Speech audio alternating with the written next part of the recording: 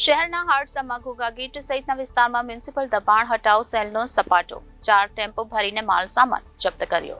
શહેરના હાડસામાં ઘોઘા ગેટ ચોક, શાક માર્કેટ અને વાસણઘાટ વિસ્તારમાં આજે મહાપાલિકાના દબાણ હટાવ કાફલાએ કાર્યવાહી કરીને 4 ટેમ્પો ભરીને સામાન જપ્ત લીધો હતો તેમજ અડચણરૂપ બને તે રીતે પાર્ક થયેલ 4 વાહનને લોક કરી ₹6000 દંડ વસૂલ્યો હતો।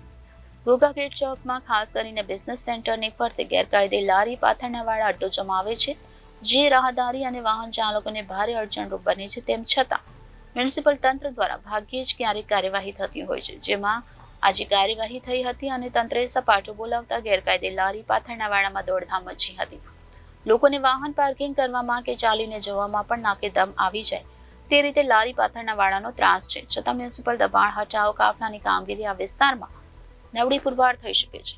Reporter Firoz Malik, Janadesh news, Bhavnagar.